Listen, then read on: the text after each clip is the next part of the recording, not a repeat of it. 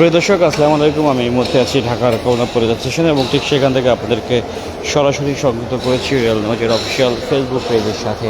এবং প্রিয় দর্শক, আমি ঠিক আপনাদেরকে এই মুহূর্তে জানিয়ে দেবো ঢাকা থেকে ট্রেন ছেড়ে যাওয়ার সময়সূচি লাইভ আপডেট।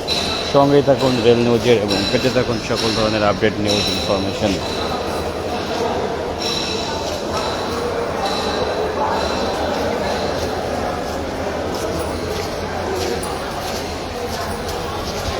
প্রিয় দর্শক, ঠিক যেমনটি দেখছেন যে চট্টলা এক্সপ্রেস যেটি এই মুহূর্তে 8 নম্বর প্ল্যাটফর্মে অবস্থান করছে, যেটি চট্টগ্রামের উদ্দেশ্যে দুপুর 2:15 ছেড়ে যাওয়ার কথা রয়েছে। এবং নারায়ণগঞ্জ কমিউটার যেটি শহরতলি 16 নম্বর প্ল্যাটফর্ম থেকে নারায়ণগঞ্জের উদ্দেশ্যে দুপুর 2:45 ছেড়ে যাওয়ার কথা রয়েছে। এবং আমরা দেখতে পাচ্ছি যে কালনী এক্সপ্রেস যেটি 6 নম্বর প্ল্যাটফর্ম থেকে সিলেটের উদ্দেশ্যে দুপুর 2:50 ছেড়ে যাওয়ার কথা রয়েছে।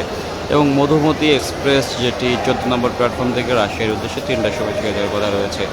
এবং জামালপুর কমিউটার যেটি 2 নম্বর প্ল্যাটফর্ম থেকে দেওয়ানগঞ্জের উদ্দেশ্যে 3:40 ছেড়ে যাওয়ার কথা রয়েছে। এবং যেখানে দেখতে পাচ্ছি প্রিয় দর্শক যে সিরাজগঞ্জ এক্সপ্রেস যেটি সিরাজগঞ্জের উদ্দেশ্যে বিকাল 4:15 ছেড়ে যাওয়ার কথা রয়েছে। এবং সুবর্ণ এক্সপ্রেস যেটি 5 নম্বর প্ল্যাটফর্ম থেকে চট্টগ্রামের উদ্দেশ্যে 4:30 ছেড়ে যাওয়ার কথা রয়েছে। প্রিয় দর্শক, এই ছিল ঢাকা থেকে ট্রেন ছেড়ে যাওয়ার সময়সূচি লাইভ আপডেট, যেটি ঠিক আমি আপনাদেরকে এই মুহূর্তে জানিয়ে দিলাম।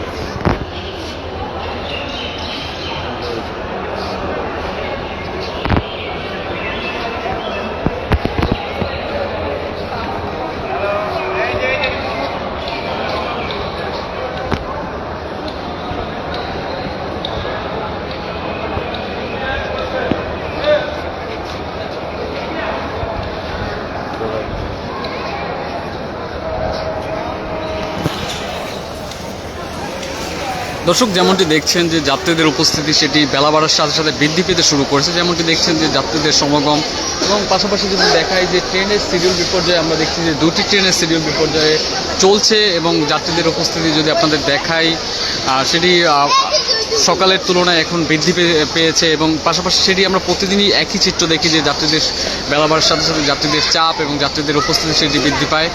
এবং দর্শক, আপনাদের যদি একটু দেখাই যে যাত্রীদের মান উন্নয়নে বা যাত্রীদের নিরাপত্তার স্বার্থে বিভিন্ন পদক্ষেপ রেলওয়ে কর্তৃপক্ষ থেকে নেওয়া হয়েছে।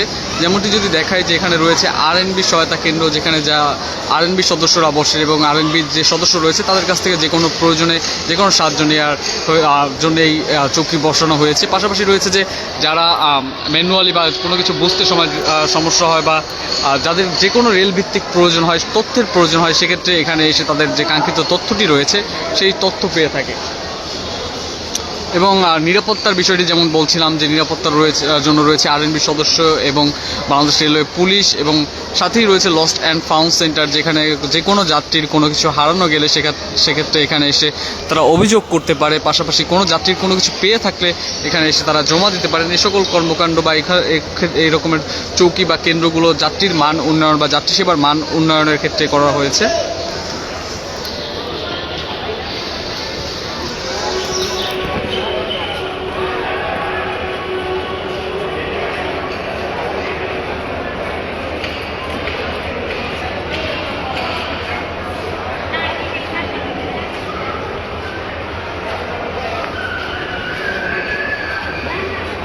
এবং দর্শক, আপনাদের যদি একটু বলি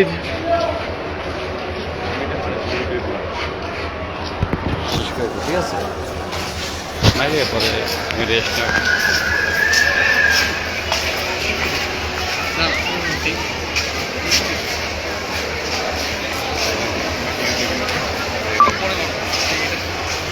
প্রিয় দর্শক, ঠিক যেমনটি আপনাদেরকে আমি দেখানোর চেষ্টা করছি যে 2 নম্বর এবং 3 নম্বর প্ল্যাটফর্মের যে দৃশ্য সেটি ঠিক দেখানোর চেষ্টা করছি। এবং আমরা ঠিক যেখানে দেখতে পেয়েছি যে প্রায় প্রতিটি প্ল্যাটফর্মে আসলে ট্রেনের উপস্থিতি রয়েছে। আজকে আসলে তেমন একটি শিডিউল বিপর্যয় নেই, ঠিক সেটি আসলে আমরা যেমনটি দেখতে পেয়েছি প্রিয় দর্শক। এবং আপনারা যেটি জানেন যে আসলে বর্তমান বাংলাদেশের যে নবনির্বাচিত সরকার রয়েছেন তারা আসলে নতুন নতুন রেলপথের দিকে বিশেষ উদ্যোগ নিয়েছেন। সেই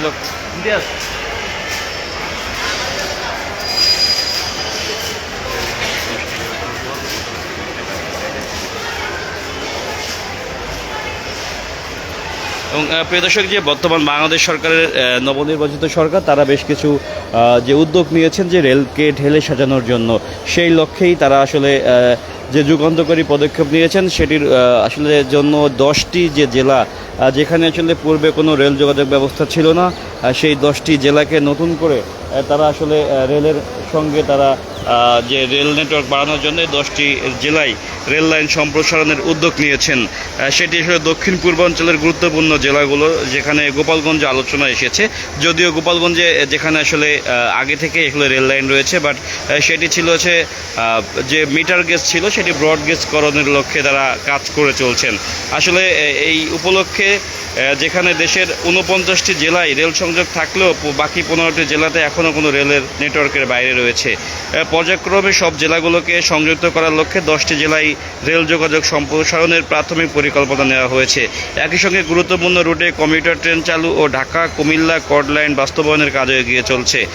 ঐতিহাসিকভাবে গোপালগঞ্জ জেলা পূর্ণাঙ্গ রেল নেটওয়ার্কের বাইরে থাকলেও কাশনী জংশন স্টেশনকে কেন্দ্র করে আংশিক সংযোগ রয়েছে। সেটি পরবর্তীতে আসলে যে ব্যাপক হারে উন্নয়নের যে একটি পদক্ষেপ নিয়ে হয়েছে এবং গোপালগঞ্জ রেল সংযোগ চালু হলে আঞ্চলিক উন্নয়নে বড় ভূমিকা রাখবে।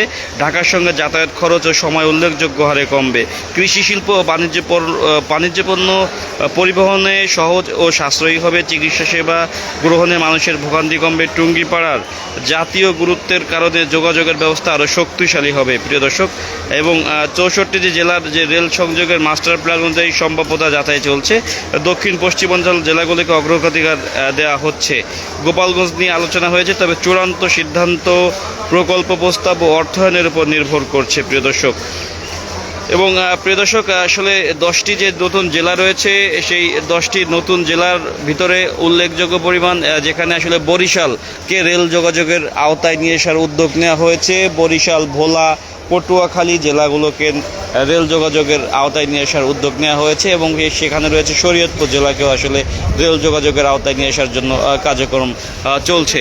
আসলে পৃথিবীতে আমরা দেখেছি যেখানে পূর্বে যে সকল দেশ আসলে ব্যাপক হারে উন্নত, তাদের অন্যতম যে তাদের মূল যে উন্নয়নের চাবিকাঠি যোগাযোগ ব্যবস্থা। আসলে পৃথিবীতে যে সকল দেশই উন্নতির শিখরে উঠেছে, তাদের প্রত্যেকের পিছনেই রেল যোগাযোগের নেটওয়ার্ক অত্যন্ত স্ট্রং। আমরা দেখতে পেয়েছি যেখানে জাপান অত্যন্ত উন্নত, বাংলাদেশ থেকে প্রায় 100 টাইমস তারা এগিয়ে রয়েছে, 100 বছর তারা এগিয়ে রয়েছে। তাদের এই উন্নতির যে শিখরে যাওয়ার একমাত্র যে সোপান ছিল সেটি হচ্ছে যোগাযোগ ব্যবস্থার উন্নয়নকরণ। আমাদের বাংলাদেশে আসলে সেই পথে হাঁটছে। তারা আসলে আমাদের বাংলাদেশ সরকার যে বাংলাদেশের সমস্ত জেলাকে রেল যোগাযোগের নেটওয়ার্কের আওতায় নিয়ে আসতে চাচ্ছে। কেননা রেল যোগাযোগ যদি স্ট্রং থাকে তাহলে যাত্রীরা খুব সাশ্রয়ী এবং কম টাকায় এবং খুব কম সময়ে খুব দ্রুতই এক স্থান থেকে আরেক স্থানে যেতে পারবে। এবং রেল যোগাযোগের যেখানে দেখা যায়, যেখানে আসলে ওভারঅল যে রোডে অ্যাক্সিডেন্টের পরিমাণ হয়, বাট সেই তুলনায় রেলে একদমই অ্যাক্সিডেন্ট নেই, যেখানে প্রায় 99.99%, 0.1% পসিবিলিটি থাকে। এই সেফ এবং খুব দ্রুত যোগাযোগ ব্যবস্থা যখনই করা হবে তখন আসলে দেশ চরম উন্নতির শিখরে পৌঁছে যাবে। এবং ইদানিং দেখা গিয়েছে এই বর্তমান নবনির্বাচিত সরকারের যে 3 মাস বয়স হচ্ছে তাদের সরকার পরিচালনার, সেই সরকার পরিচালনার অংশ হিসেবে তারা এই রেল যোগাযোগ ব্যবস্থাকে অত্যন্ত গুরুত্বের সঙ্গে খতিয়ে দেখছেন। যার লক্ষ্যে 200টি ক্যারেজ বা যে বগি সেটি ইতিমধ্যে ইন্ডিয়াতে অর্ডার করা হয়েছে। আগামী মাসে আশা করা যায় সেটি দেশে এসে পৌঁছাবে। এবং এর মধ্যেও আরও বেশ কিছু উল্লেখযোগ্য কাজ করা হয়েছে, যেখানে আসলে লোকোমোটিভ ইঞ্জিনের যে চরম সংকট রয়েছে সেই সংকট মোকাবেলায় ইতিমধ্যে প্রায় 30টি লোকোমোটিভ যে ইঞ্জিন সেটি ক্রয়ের ব্যাপারে চূড়ান্ত সিদ্ধান্ত নেওয়া হয়েছে খুব রিসেন্টলি, যেটি আসলে এক্সিকিউট করা হবে। প্রিয় দর্শক, আসলে এই ছিল সর্বশেষ। আপনারা যে যেখান থেকে দেখছেন ভালো থাকবেন, সুস্থ থাকবেন এবং অবশ্যই নিরাপদ ভ্রমণ নিশ্চিত করানোর জন্য কেউ ট্রেনের ছাদে ভ্রমণ করবেন না, ট্রেনের পাদানিতে ভ্রমণ করবেন না এবং অনেককে দেখা যায় বাফারে যে সংযোগস্থল থেকে সেখানে ভ্রমণ করে। জীবনকে ভালোবাসুন এবং নিরাপদ জার্নি নিশ্চিত করুন। প্রিয় দর্শক, এই ছিল সর্বশেষ। আপনারা যে যেখান থেকে দেখছেন ভালো থাকবেন, সুস্থ থাকবেন। আসসালামু আলাইকুম।